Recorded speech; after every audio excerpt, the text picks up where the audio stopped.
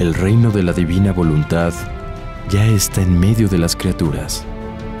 Escucha la espiritualidad dictada a Luisa Picarreta por el especialista, el doctor Salvador Tomasini. Aquí, por Mundo Católico, construyendo la civilización del amor.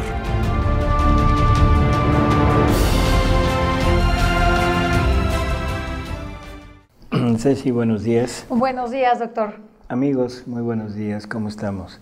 Aquí en nuestro programa de la Divina Voluntad y ahora con un tema que nos propone Ceci que parece ser interesante. A ver, Ceci. Pues yo le preguntaba al doctor si es necesario vivir las virtudes para hacer la Divina Voluntad. Y la respuesta del doctor es sorprendente. Vamos a escucharlo. Sí.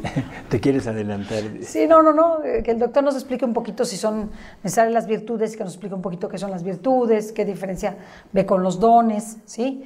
Y si son necesarias para vivir la Divina Voluntad. Bueno, aquí este es un tema muy, ¿cómo diríamos? Muy resbaloso, porque hay muchísimas opiniones, pero trataremos de encuadrarlo, ¿sí? Lo primero sería definir qué es una virtud. ¿Qué es una virtud, Ceci? Es un hábito bueno. Hábito. ¿Qué es un hábito? Una forma de actuar continua, buena, ¿no? Por ejemplo, aquella persona que siempre hace obras buenas, o aquella persona que siempre es generosa, o aquella persona que siempre es medida en todas sus necesidades físicas, templada, sí. Son actos humanos. Actos humanos que se oponen a algo humano también, que se llama... No sé, pecado o vicio. Sí, un vicio. O sea, la virtud es un acto humano que se opone voluntariamente a otro acto humano que es un vicio. La obediencia se opone a la desobediencia. La castidad se opone a la lujuria. Así es. ¿Sí? En fin. O sea, estamos haciendo con nuestros propios actos, o sea, una guerra interior en que estamos purificándonos a nosotros mismos. Sí. Pero son actos humanos.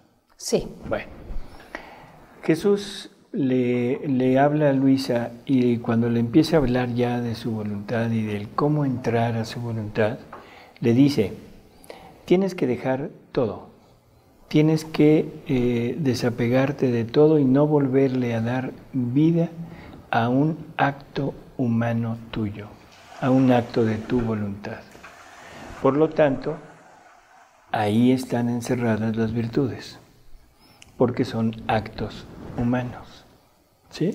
Por más buenos que sean. Por más buenos que sean, por muy bien encaminados, por todo, pero son actos humanos que a final de cuentas están producidos y motivados por la voluntad humana sin la unión con la voluntad divina, aunque encaminados a cumplir la voluntad divina. O sea, pero no incluye la acción de la voluntad divina en el acto. Entonces, si nos quedamos nada más con esa parte, podríamos hablar y decir que lo más probable es que no se requiera las virtudes para entrar a la divina voluntad. Por otro lado, tenemos algún dictado de Jesús a Luisa donde le dice, mi voluntad es un don, no es un pago por haber hecho méritos.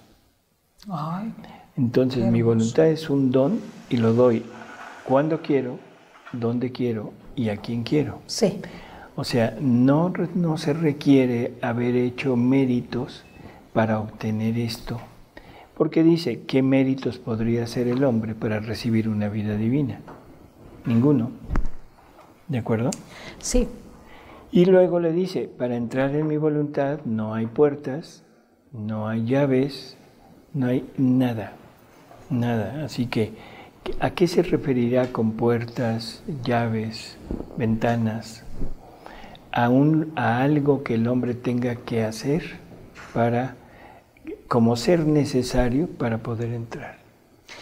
Esto es muy interesante, doctor, porque si bien, como usted dice, la vida divina y la voluntad de Dios es un don, o sea que es un regalo, porque esa es la diferencia entre los dones y las virtudes, que las virtudes requieren el esfuerzo humano. ¿Y el don no? Y el don no. Entonces, ¿dónde dejo, y perdone que lo ponga en problemas, dónde dejo toda la vida de virtud de los santos y toda la vida de virtud de aquellos que realizan acciones extraordinarias en esta materia para poderse ganar el cielo? Bueno, pero es que aquí estás hablando de dos cosas diferentes. Tú me estás preguntando para vivir en la divina voluntad y ahorita me dices para entrar al cielo. Son dos cosas diferentes. Entonces explíquenos, por favor. O sea, vamos con el joven rico que se le presenta a Jesús. Cuando el joven rico llega y le pregunta qué necesita hacer para entrar al cielo, que Jesús le dice, cumple los mandamientos, el otro muchacho le dice, ya los cumplo desde siempre. O sea, se ufana de ser virtuoso. ¿Sí? Sí. En ese momento Jesús se le queda viendo, lo ama, según San Lucas, y le dice, entonces lo que quieres no es salvarte, quieres la perfección. Hay dos cosas diferentes. Una cosa es la salvación, que la pueden conseguir pues todo aquel que desee ser salvado, aunque sea en el último instante de su vida, después de haber vivido como haya querido, pero acogiéndose a la misericordia y al perdón de Dios, simplemente con arrepentirse en el último momento, aunque sea un arrepentimiento imperfecto, por temor, por miedo, en ese momento Dios lo acoge y le dice, sí, mi hijo, cómo no, vente, pero te tienes que purificar, y se lo lleva al purgatorio. Entonces, una cosa es la salvación y otra la perfección. Hay dos situaciones diferentes. La perfección implica acciones distintas a las de la salvación. Renuncia a todo lo que tienes. Renuncia. Toma tu cruz. Tu cruz. Sígueme. Sígueme. O sea, son 3 puntos que el hombre totalmente está negado a hacer eso. Renunciar a lo que tenemos. Casi siempre lo enfocamos a la parte material.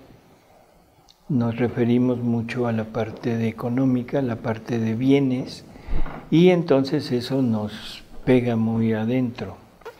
Incluso el Evangelio dice, y el joven se fue muy triste porque tenía muchos bienes. ¿Sí? Ya veo. Y yo diría, ¿y nada más serían bienes materiales? Yo creo que se refería a un bienestar muy grande, ¿no? Que tenía, porque vivía muy contento, porque tenía juventud, porque tenía salud, porque tenía una familia, porque no estamos hablando solamente de bienes económicos, que seguramente tenía su buen dinero, ¿no? Su familia. Es lo que dice el Evangelio. Sí, pero yo cuando veo la renuncia, cuando el joven rico se retira, veo que los bienes a los que le llamaba Jesús que renunciara, no solamente eran los bienes materiales. Los morales también. Sí, los morales, los espirituales incluso, o sea, que renunciara a todo. Espérame, ya dijiste la palabra clave. A ver, morales. Ajá. Todos los lazos de familiaridad, o sea, los lazos con familia, con padres, con hijos, con esposos, con tíos, amigos, primos, etcétera. Todo. Pero también tenemos el punto que es bienes, pero bienes espirituales. ¿Cuáles son? ¿Qué bien espiritual pudo tener alguien que cumplía los mandamientos al pie de la letra desde chico? Se sentía con mucha paz, con mucha felicidad humana. Y tenía muchas virtudes. Propiedad de su voluntad. No de la de Dios. No de la de Dios. Son dones, son cosas que el hombre ha ido logrando y que Dios ha ido premiando con la gracia, pero son cosas del hombre. Entonces renuncia a todo lo que tienes, todos tus bienes. Todo. Materiales, morales y espirituales. ¿Sí? Interesante. Ahora, ¿ya renunciaste a esto? De acuerdo, qué bueno. Ahora toma tu cruz. ¿Qué cruz? La que te haya tocado vivir. La cruz de una familia mal avenida, de tus padres, de la cruz quizá de problemas económicos, quizá la cruz de una unión matrimonial no sana, quizá la cruz de una enfermedad, de una discapacidad, quizá la cruz de una quiebra económica, la cruz que sea. Toma tu cruz, ¿sí? Y luego, ya que la tomas, ¿qué quiere decir tomarla? Nada más cargarla y irse quejando todo el camino, decir, ¡ay, qué pesada está! Como la de la caricatura que nos mandan en el WhatsApp. Ya quisiera yo aventar esta cruz. Sí, córtenle pedacitos. O sea, ¿sería esa la forma de aceptar, de tomar la cruz? ¿Qué no sería la forma en que Jesús llega a la cruz, la abraza y le dice, cruz bendita, cruz adorada, hace tanto tiempo que te anhelo, hace tanto tiempo que estoy esperándote, por fin llegas y en ti voy a depositar a todas las almas porque a ti te las confío. Hermoso. O sea, eso no le quita el peso, eso no le quita el daño que me puede hacer. Pero le da sentido. Pero le da sentido, vale. Y la vivo con pleno, yo diría, agradecimiento y pleno gozo. Y con paz. Y paz. Porque cuando la cruz la vives con paz, la vives con alegría. Así es. Entonces, toma tu cruz, pero de esta manera. No de la manera de decir, ay, me tocó, no sé, un esposo borracho, golpeador, mujeriego, y todo el día me la paso renegando, pero me aguanto. No. Toma tu cruz de esa manera. ¿De acuerdo? Bueno. Sí. Luego ven y sígueme. ¿A dónde? ¿A dónde? ¿A dónde? A hacer su voluntad. No, al Calvario. O sea, es lo que le pidió. ¿A dónde fue Jesús con la cruz? Al Calvario. Al Calvario. Entonces a su propio Calvario. Toma tu cruz y sígueme. Sígueme al Calvario. ¿Y a qué fue Jesús al Calvario? A redimir a todos los hombres. A morir. Por todos nosotros. A morir. Tienes que tomar tu cruz. Y habiéndote desapegado de todo, ya no tienes nada, ya aceptaste la cruz, eso te significa la muerte. ¿Para qué? Para resurgir a vida divina, para resurgir en una vida glorificada, ¿sí? Cuando usted se refiere a la muerte, ¿es muerte física o muerte espiritual? Por eso, no la diferencia es así, sino simplemente pone muerte, porque en realidad el individuo que acepta morir a su voluntad está muriendo a sí mismo. O sea, sigue vivo en el cuerpo, sigue vivo en cuanto a lo que es, pero no sus actos, su vida ya no es la suya. Ahora es una vida que está unida a la de Jesús y es una vida nueva totalmente, están naciendo nuevamente. ¿De acuerdo? Entonces, en este momento tenemos ya esa gran diferencia, salvación y perfección. Pásala a este tiempo. Los grandes santos, innegable, todo el esfuerzo que hicieron, todos los grandes sacrificios, en fin, nadie les quita eso, pero fueron humanos. Con santidad humana. Con santidad humana, actos por medio de voluntad humana, que Dios los premia con la gracia de Dios, los premia con muchos dones, con mucha riqueza espiritual, pero no con vida divina, no con vida divina. Por lo tanto, no hablemos ahorita de esa parte de la santidad humana, porque entra dentro del mismo concepto de renuncia a todo lo que tienes.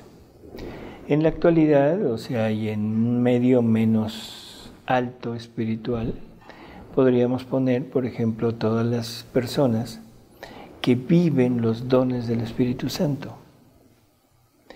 Están muy contentos con ellos.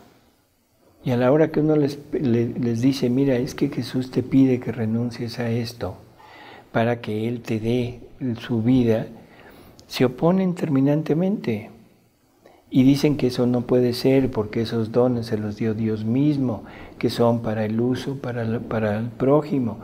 Totalmente de acuerdo. Sí, claro. Pero son propiedad ya de la voluntad humana. Pero déjeme ir al fondo de eso. Usted se refiere a la afluencia del canal de la gracia carismático un poco a ese canal de gracia, en donde las personas acudimos, porque yo misma lo hago, a la oración, pero ya a la luz del Espíritu Santo. Sí. Entonces, yo en eso no la veo reñida con la divina voluntad, sino como cuando se vive en la divina voluntad, se vive completa, se viven los dones. Ya lo dijiste, pero para eso necesitas entenderlo. Necesitas entender que no es la vivencia de lo que te dieron, sino la vivencia de tener al donador. Claro. O sea, porque si Jesús te pide y te dice, mira, tienes que renunciar a todo lo tuyo, y los dones ya son parte tuya, pero si renuncias a eso, yo entro. Y entonces pues tengo más dones. Entonces ya no tengo el don, tengo al donador. Y tengo más. Y tienes más, tienes Claro. totalmente más. Pero estas son cosas que no se entienden, que no logramos compaginar y pensamos que esto es un error. Bueno, pues nos hemos desviado un poco. Pero vamos al punto que decíamos de las virtudes y vámonos al caso del buen ladrón. Que está en la cruz, que por un solo acto, pues ya el Señor le prometió el paraíso. Decimos, bueno, pues ese era asesino, ladrón, bueno, y le ponemos la palabra bueno, pero pues de bueno no tenía nada, sinceramente. Estaba crucificado ahí. Pero él sí con una razón. Hizo un acto en que reconoció a Jesús como un justo, no como Dios, no como Redentor, Sí, no lo reconoció. sino como un justo.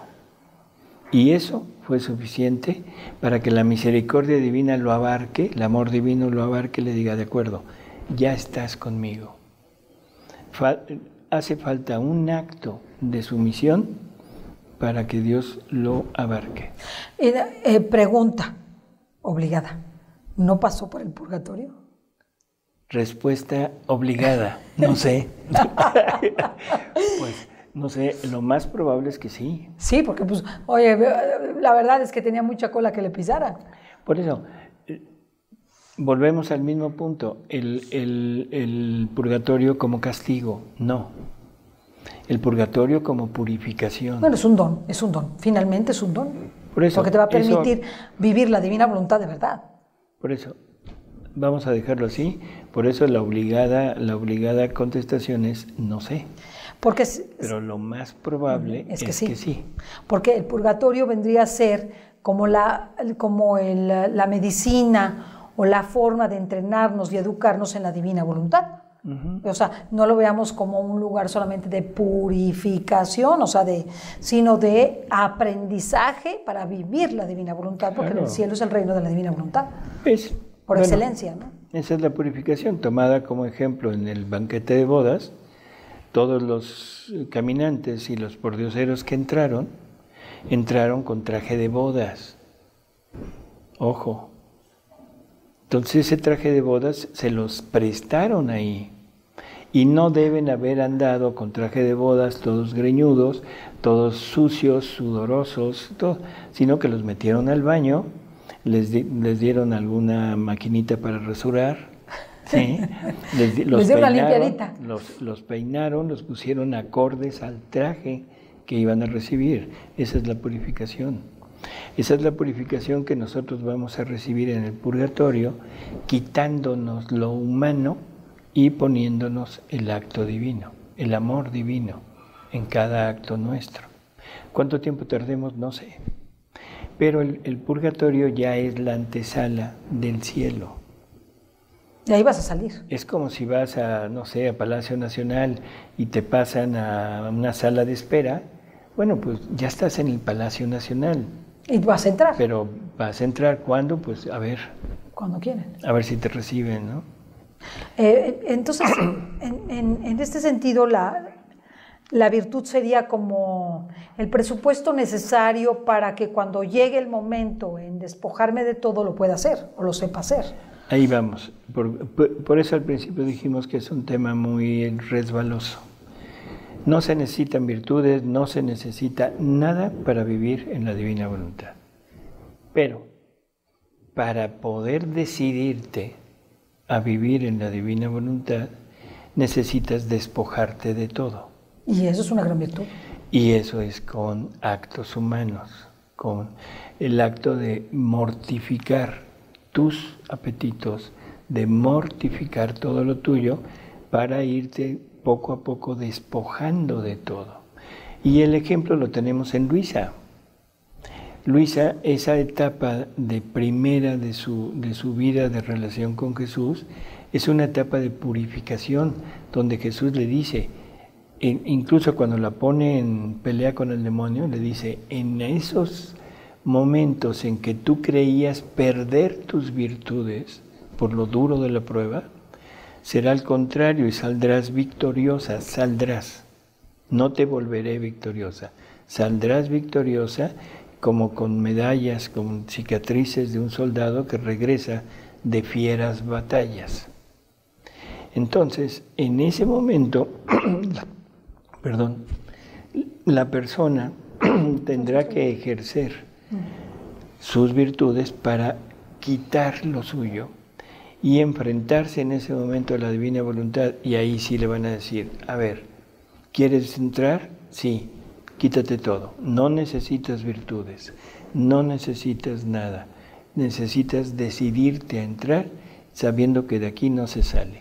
Entonces, el don está en Dios concederlo, la disposición es mía. Así es. Y una vez que estés dentro, ahora las virtudes las vas a ejercer en grado perfecto, porque ya no serán virtudes, serán los mismos atributos divinos en ti, movidos por la voluntad divina en ti, y todo a través de tu voluntad. Por lo tanto, ahora no es que se hayan perdido las virtudes, se perdieron las virtudes que son actos de imitación y se adquirió el original. No, hombre, es una ganancia inmensa. Así es. Es como hacer todas las virtudes dones, porque ya son infusos y provienen directamente de Dios, ya no son ya no son actos realizados por ti. Ya son la, ¿cómo diríamos? La manifestación del ser divino en ti. Y si no es eso, entonces que nos expliquen todo el catecismo de la Iglesia, en donde el catecismo nos dice que Dios quiere participarnos de su naturaleza, de su ser, de su vida divina, de sus atributos, que me expliquen qué es eso. Si yo participo de su naturaleza, de su ser, de su divinidad, de su vida divina, pero no hago actos divinos, entonces digo, todo aquello es palabrería. No, tiene que ser algo real, algo real. Claro, entonces, si yo participo de esto, lógicamente los actos míos tienen que ser divinos. No hay de otra. Yo sé que hay muchas personas que esto de la divinización del hombre les causa prurito. Pero ¿por qué, doctor? Porque, como dice el Papa Francisco, y lo dice bien, muchos movimientos que no son católicos se robaron a Jesucristo, literalmente. Se robaron la oración contemplativa y le hicieron meditación trascendental, o le hicieron yoga. ¿No? Se robaron el amor a los demás y el amor a la pobreza y al espíritu de la pobreza en el comunismo y en la teología de la liberación. Se robaron la idea de que nosotros podemos hacer actos divinos, ¿sí? Diciendo que el burdo seréis como dioses del paraíso, y se robaron la divina voluntad. Entonces, si buscamos realmente nuestra fe, cada vez me convenzo más de que qué riqueza la de Jesucristo, qué maravilla el legado que nos han dado en esta fe católica, porque todo lo tenemos ahí.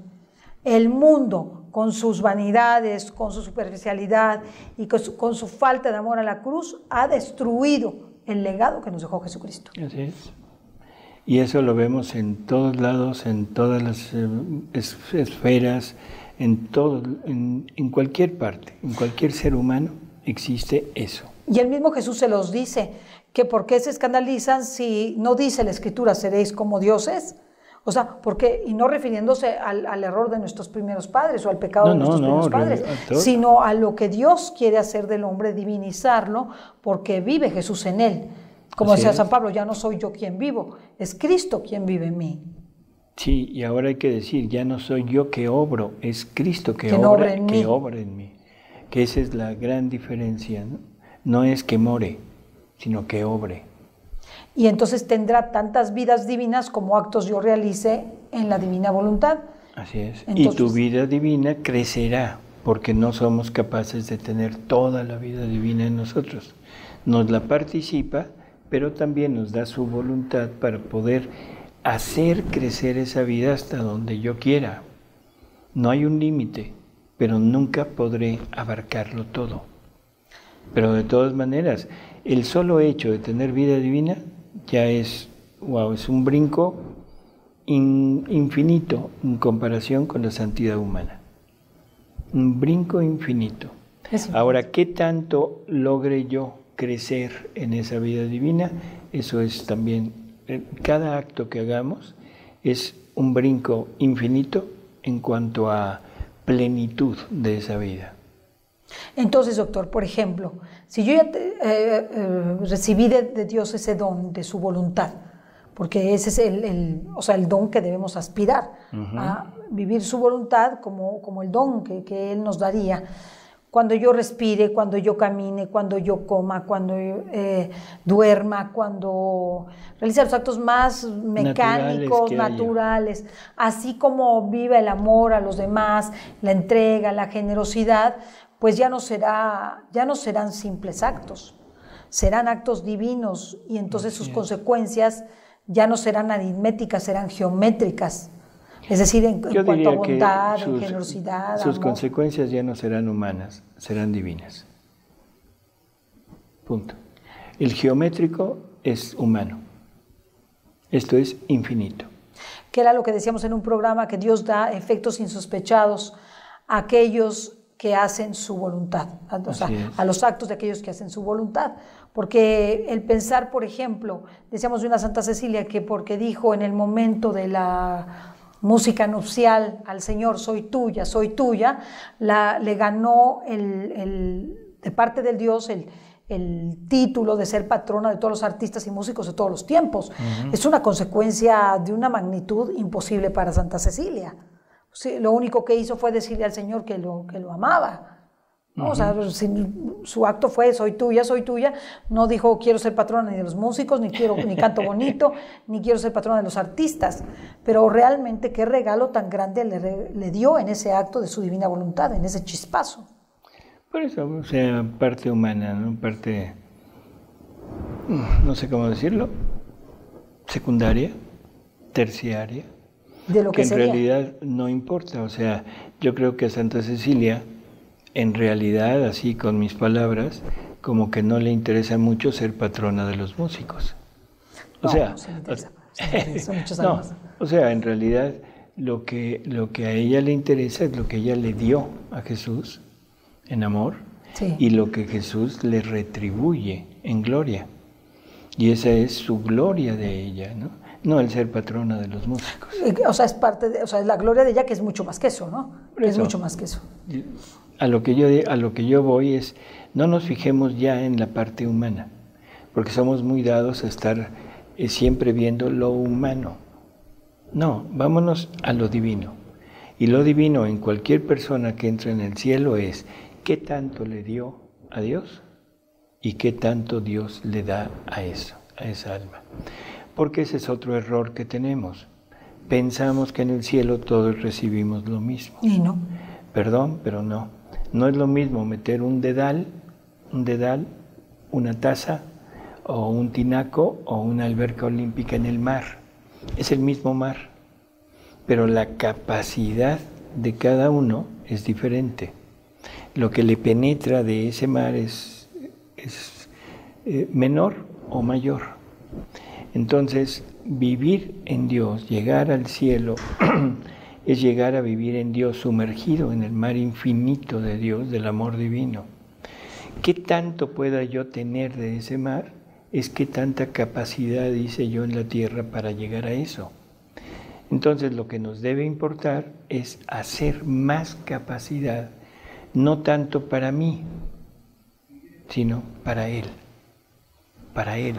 Entonces, los actos realizados en vida divina, o los actos divinos, van a tener una trascendencia que ni siquiera nos lo imaginamos. Así es. No nos lo imaginamos. No tenemos la menor idea de lo que todo esto sea. Por ejemplo, San Aníbal de María de Francia muere cuando Luisa está escribiendo apenas el libro 20. Y Jesús le permite ver su alma. Y entonces él le dice, no tienes idea de lo que me encontré al llegar aquí. La gloria infinita, los gozos, todo, nada más por haber oído. Nada más por haber oído. Por haber oído. No te imaginas lo que me dieron por haber publicado las horas de la pasión. Pero lo que más me dejó así perplejo fue la gloria que le di a Dios y la gloria que me da Él por haber publicado los pocos escritos de su voluntad. Él hizo un librito sobre pequeñas, una recopilación muy pequeña de escritos. Y lógico, hasta el libro 19, que fue lo que él conoció. ¿Sí? Lo demás no. Pero no lo vivió. No lo vivió. Y la gloria que el Señor le dio por eso. La gloria que Dios le dio, bueno, fue. Luego, otro confesor de ella, de los primeros, también se le aparece y le dice, oye, es que no tienes idea de lo grande que fue un refrigerio que me diste cuando morí. Porque entraste en la voluntad divina, tomaste todos los bienes que hay en ella y los derramaste en mi alma. Dice, no tienes idea, mi alma goteaba miel y todo. Dice, repítemelo, por favor. Cosas así, nada más por eso. Por ese acto de esas palabras que ella dijo por la alma de este confesor. El acto de fundirse en la divina voluntad, de tomar todo lo que ella contiene y derramarlo sobre aquella alma. Entonces ¿sí? En fin, pero volvamos al tema. ¿Son necesarias las virtudes? Sí, para la parte del desapego, del abandono. Sí, es un ejercicio, son un ejercicio. De la purificación, de la pelea con el demonio. Pues Jesús no me va a venir a salvar de esa pelea. Él no va a intervenir. La va a ir permitiendo gradualmente. Así es. Y me va a ir dando las armas necesarias para enfrentarlo. Sobre todo el arma del conocimiento de que el demonio es un ser despreciable. Y esto lo quiero repetir porque me he encontrado a través de mucho tiempo de personas que tienen un temor al demonio tremendo. Y eso quizá no sea lo malo. Lo malo es que hay personas que usan ese temor para sacar provecho. Y eso duele mucho, la verdad. Así es. Y que engañan a las personas tratando de darles un alivio, pero un alivio que es ineficaz. Ojo, ineficaz. Quizás sea un alivio temporal, pero no definitivo, porque ahí no participa el alma. Es temporal hasta que la persona va saliendo de eso y ya tiene acceso a todo esto. Es un proceso, doctor, a veces es un proceso. Como quieras llamarlo, yo digo que no, pero bueno. A veces es un proceso. ¿Por qué?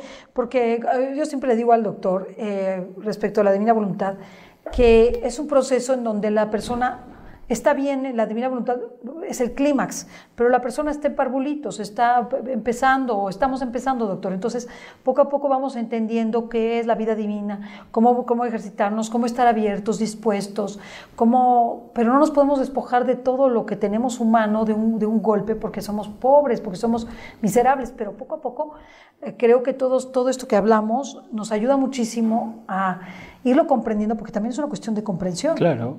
De hecho, hay revelaciones respecto de las ánimas del purgatorio, y estas revelaciones de las ánimas del purgatorio son precisamente relacionadas con que en el cielo se entienden muchas cosas. Estamos dispuestos a entender más cosas y a vivir muchas más cosas. Entonces sí se necesita un intelecto dispuesto a todo esto, ¿no? Uh-huh. Así es. Así es. Entonces, doctor, pues hay que estar dispuestos, y yo creo que la disposición es una virtud heroica, estar dispuestos. Así es. Pues aquí ya terminamos, ¿verdad, doctor? Así. Gracias por habernos acompañado en su programa. En su programa. Está bien. Hasta la próxima. Hasta luego, Ceci. Hasta luego, amigos.